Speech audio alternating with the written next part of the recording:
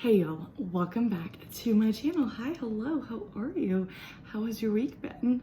Today I'm very excited for this video. I am taking a page out of the book of Destiny Sidwell and we are doing an end of year book tag. Now, this year, so far, I think I've read 68 books. We still have a couple days left in the year. I think that the number is going to change, but yeah, I just thought this would be really fun. This has been like the most amount of books that I have read since I was, I don't know how old. I have no idea how old. So let's get into it. So I have the list of questions that Destiny answered in her own video, and we are just gonna go through those. So question number one, the most disappointing read of the year. Now, I did not think through these answers before I started this video, so we're gonna find out together. My most disappointing read for the year, I think I would have to say, is Cruel Prince, the first book in the Folk of the Air series by Holly Black. So I know I'm a fairly new reader, you know? I have very limited exposure to different fantasy novels.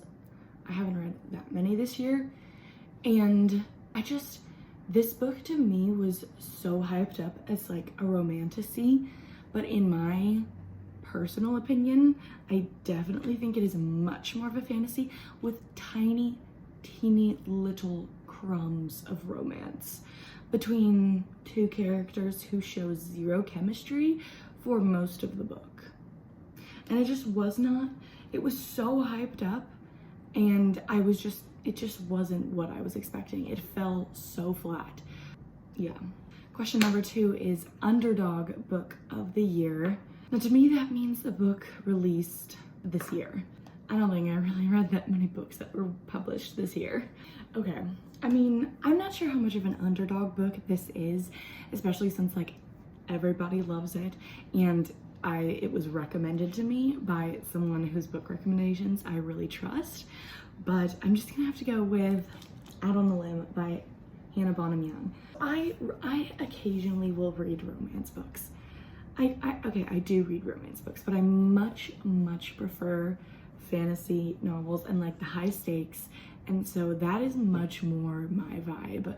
But I will read romance books if I hear that they're really good. And I will have to say that this book does include a trope that I thought I didn't like, but the way that Hannah Bonham Young portrays the trope in this particular book, oh my gosh, I absolutely loved it. I ate this book up. I read it in one day.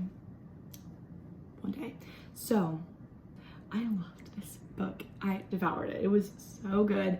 I absolutely loved it. Okay, the next question is a book that was overhyped, and I think unfortunately I'm gonna have to go with These Violent Delights by Chloe Gong.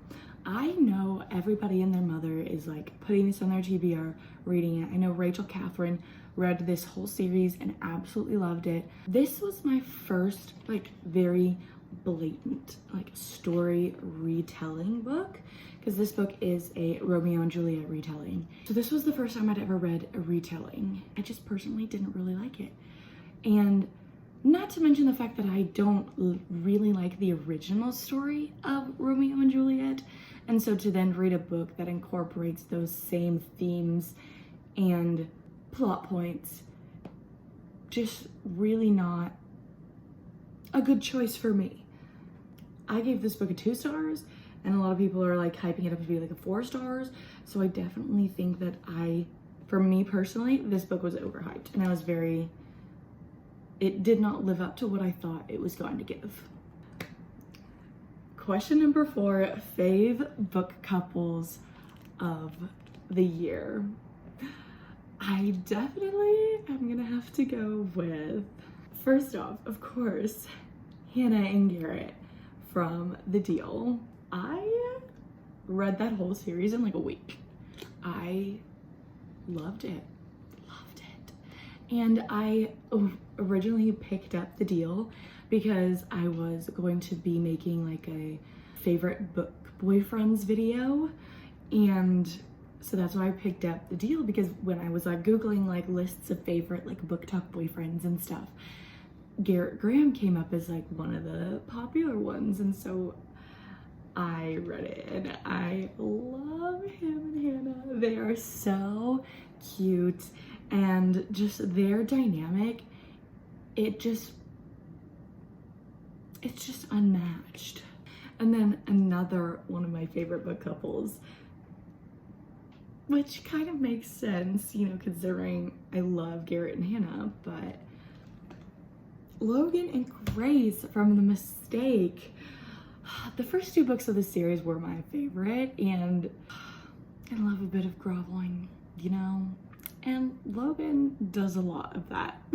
And then of course, you know, I have to mention my faves, Violet and Zayden.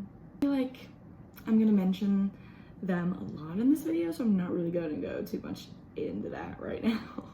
Question number 5, fave main characters of the year.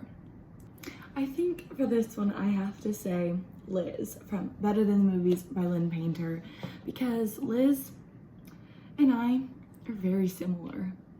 And so my favorite characters are always the ones that I can resonate the most with. And since Liz and I are essentially the same person, I think she has to be like my favorite. And you know, Violet, but that's to be expected, you know. Question number 6 is a book that surprised you. I think I'm gonna have to go with The Last She by H.J. Nelson. This video I read for my reading Wattpad books that have been published video, and the one I had originally wanted to buy was unavailable on the website I wanted to buy it on. So I just kind of like went into books that had been published by Wattpad and picked one, and this one was the one that I picked, and I just really enjoyed it. I think it probably has to do with the fact that I went into it with zero expectations, having no idea what the book was about. Also, like the main plot direction I thought it was gonna go in, it didn't. I thought that this was like the only way that the book could go logically with the different circumstances surrounding the plot. And then when it didn't go in that direction, I was really surprised. Number 7, new fave author you discovered in 2023. I mean, I guess we just have to go based on like the author whose books I read the most in 2023, which I guess going by that, I would say Elle Kennedy, because I read all 5 of the books in her off-campus series and have every intention of reading every book in the Briar U series and in the Campus Diary series. So, Happiest read of the year. I don't know, I don't think I really read too many happy books. Oh my gosh. The Selection by Kira Cass. I read that series at the beginning of the year and I just kind of forgot about it till just now. But I loved that series. Beautifully encompasses all of my favorite like parts of a book, and that series just made me so happy, and I will 100% recommend it to anybody who will listen. The most frustrating book you read this year, I think I'm gonna have to encompass it in a series, but I think hands down that has to go to the Mortal Instruments series, which I know people love that series, but if you've read the Mortal Instruments series, you know what I'm talking about. The bomb that is dropped at the end of the first book kind of just like ruined the rest of the series for me, even though like that is obviously resolved in the later books. I think immediately just like when that was dropped, I like checked out of the series. Just the way that the characters act in spite of that information that was dropped at the end of the first book was just really, really irritating. Just like really hard to look past in terms of like being able to enjoy the rest of the series. When I look at my Storygraph stats on like most read authors for the year, Cassandra Clare is the #1, and like I wish she wasn't. Best adaptation of the year, I'm gonna have to say hands down, The Ballad of Songbirds and Snakes. To be fair, I don't think that I really watched that many I don't really think I watched that many adaptations this year. Because like off the top of my head, the only ones that I can think of are The Summer I Turned Pretty and The Ballad of Songbirds and Snakes. And I have to say, out of the two of them, The Ballad of Songbirds and Snakes is more accurate to the book. With that to say, I absolutely love season 2 of The Summer I Turned Pretty, but it does not match the book hardly at all. So in terms of how close the adaptation stayed to the book, The Ballad of Songbirds and Snakes wins hands down. It just makes more sense in my mind to think of The Summer I Turned Pretty, the show, and The Summer I Turned Pretty, the books, as two different entities. Question number 11, the longest book that you read this year. The longest book that I read this year was The City of Heavenly Fire, which is the 6th book in the Mortal Instruments series with 725 pages. The shortest book that I read this year was We Were Liars by E. Lockhart, which has 228 pages. Fave book covers of the year. I think, for one, I'm gonna have to go with Divine Rivals, the first book in the Letters of Enchantment series by Rebecca Ross. That cover just is gorgeous. There's really nothing else to say about it. There's really nothing else to say about it. A book you haven't stopped thinking about, am I going to once again say Fourth Wing by Rebecca Yarros? I think I am. I think I am. Because out of all of the books that I read this year, this one 100% has to be my favorite. And when I say that I can't stop thinking about it, I mean that anybody that will listen, I will recommend the book to them, talking about how much I loved it. I've gotten my mom to read it, my roommate has read it, one of my old roommates has read it, I've gotten my friend Kate to read it, we've recommended my friend Meredith to read it, my friend Abby, my friend Alyssa, like everyone that will listen and that reads books, I will recommend Fourth Wing, because that book is like the epitome of like what I want from a fantasy novel. Just reading that book was like the type of feeling that's like, now I'm going to pretend that I live in this world for the foreseeable future. Like I was studying to Fourth Wing ambiance playlists on YouTube. Like I bought tickets to go to the Iron Flame book tour, and there are not enough words in the English language to describe how much I love that book. The cringiest book that I read this year, I think without a doubt that title is gonna have to go to Love in Other Words. I know everybody loves this book. I didn't like it. There is a particular topic that the two main characters discuss a lot that I just didn't care for. And anytime it was brought up, I was just like, why am I still even reading this book? Number 16, unpopular book that you loved. Because I really haven't read that many popular books this year, so, and I feel like most of the books that I've read that people liked, I ended up liking. But I guess the one that comes to my mind is Iron Flame, just because I know a lot of people were disappointed after reading this book, coming off of Fourth Wing, but I had no qualms about this book. I loved it. Okay, I did not love it as much as the first book, but I honestly don't think anything could top the first book, but I did really love this book, gave it like 6 stars. So, what were the highest and lowest rated books you read this year on Goodreads, and do you agree? The highest rated book that I read this year was Fourth Wing. So obviously I agree.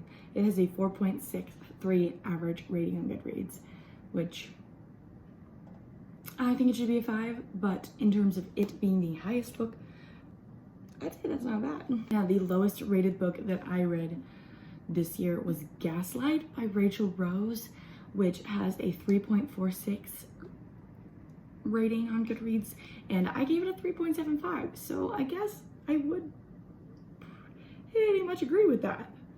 I am not someone who like remembers quotes all that much, so I didn't really have an answer for favorite quotes of the year because I couldn't really tell you any quotes from any books that I read this year.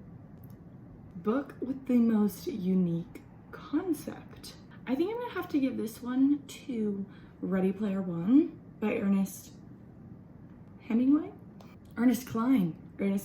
Just because if you haven't read Ready Player One or haven't heard anything about it, it follows a kid who lives in a world where everyone essentially lives like